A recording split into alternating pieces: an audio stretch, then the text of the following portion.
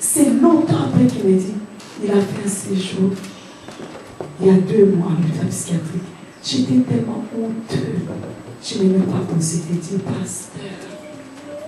Je lui ai dit, mais pourquoi? Pourquoi?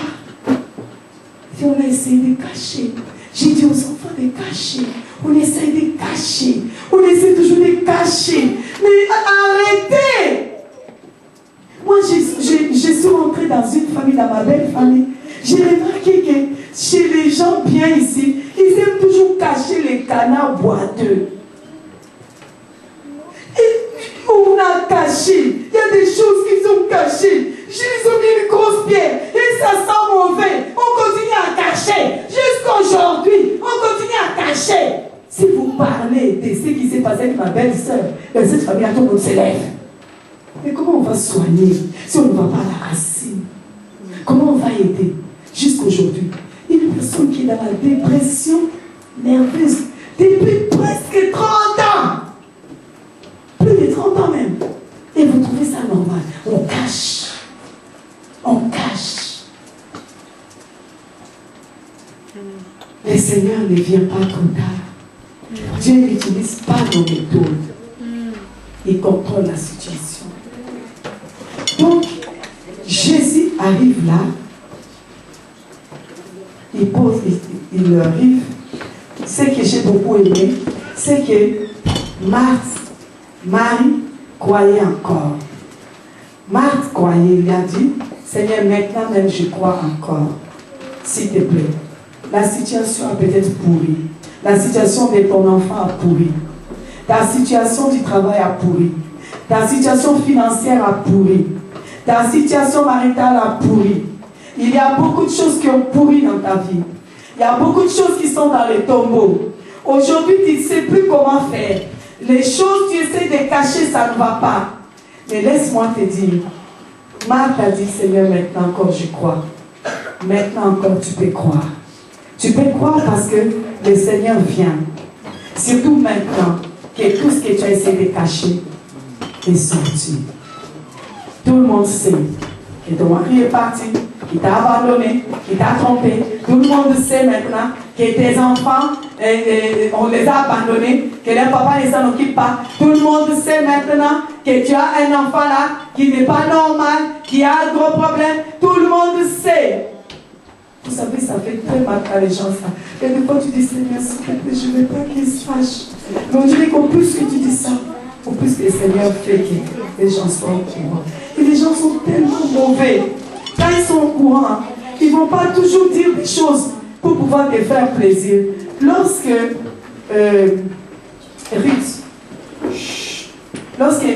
Naomi, laisse-le. Jésus va dire, donc Marie va venir. Elle, au lieu de commencer à reprocher le Seigneur, dit, Seigneur, tu vois maintenant, elle s'est mise au pied de Jésus. Elle a continué à l'adorer.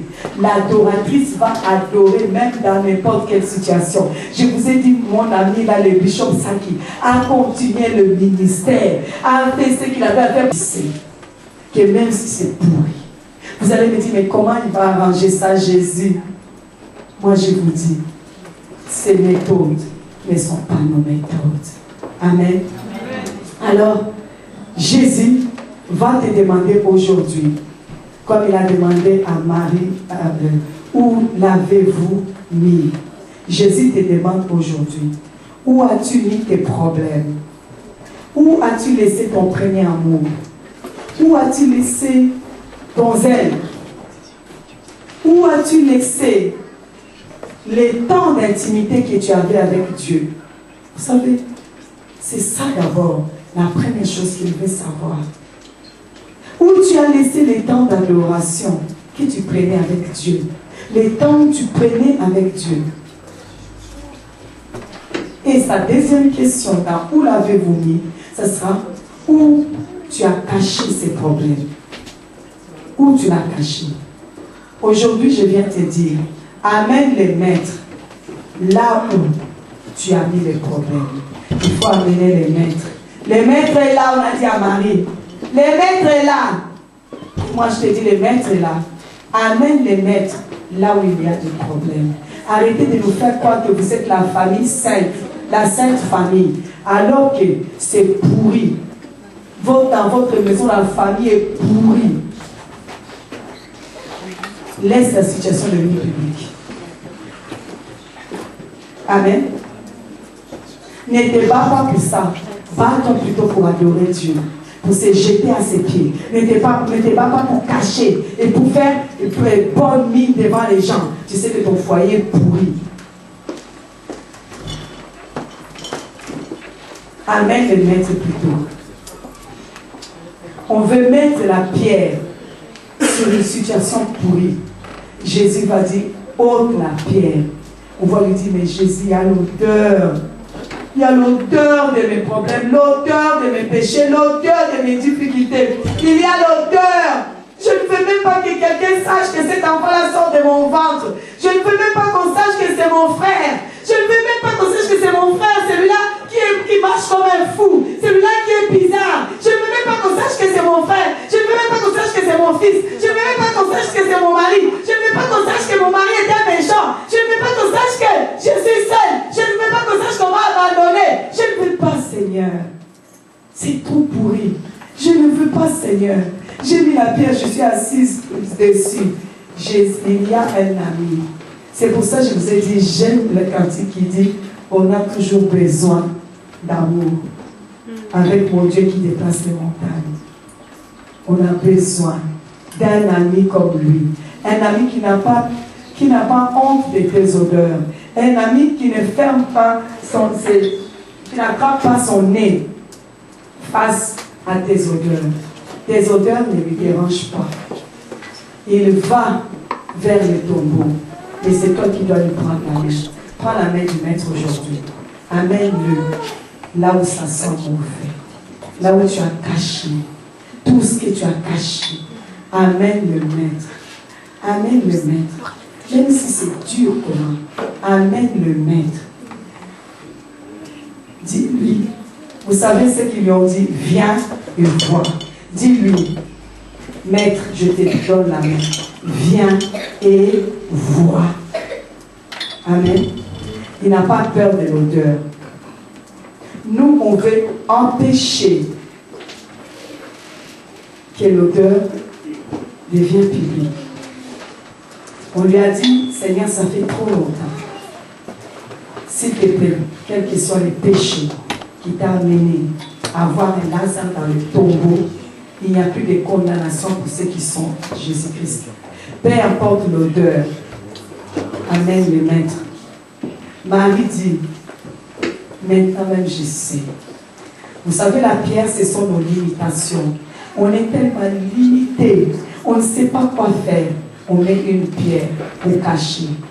On vient à l'église, on chante, on danse. Mais ça ne va pas dans la maison.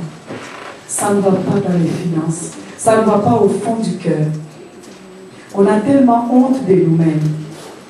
Parce qu'on voudrait ressembler aux frères qui prient bien dans l'église là. Parce qu'on a l'impression que sa vie est meilleure. Mais tu ne vis pas chez lui. Tu ne sais pas où se trouve l'odeur. Tu ne sais pas où se trouve Lazare. Ta situation te fait honte. La pierre, c'est les barrières. C'est la doute, les doutes. C'est la culpabilité, la sous-estimation de soi. Alors on utilise une pierre. Jésus-Christ dit, ôtez la pierre. Ôte la sous-estimation. Arrête de te sous-estimer. Ôte la honte. Arrête d'avoir honte. Ôte la culpabilité. Ne te culpabilise pas. C'est lui-même qui a voulu que la situation pourrisse. Enlève la fausse sécurité. Oui, en fait, si je gagne plus d'argent, ça ira. Mais non, ça n'ira pas, ça va toujours pourrir. Oui, ma femme, ça ne va pas avec ma femme parce qu'il y a un problème d'argent. Si je gagne plus d'argent, ça ira. D'autres, ça ne va pas dans leur foyer. Ils disent, moi je ne comprends pas où. Quand les gens, ils ont des problèmes dans leur foyer, ils disent, ils vont faire un voyage. Ils vont aller faire un voyage. Le voyage va faire quoi? Le voyage va faire quoi?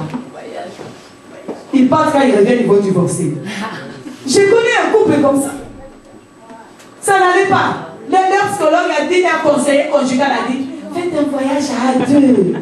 Ils sont allés au voyage, ils ont gaspillé l'argent, ils sont venus maintenant. Tous les jours, ils me téléphonent parce qu'ils veulent divorcer. Et maintenant, le pasteur, il est là. voyage là.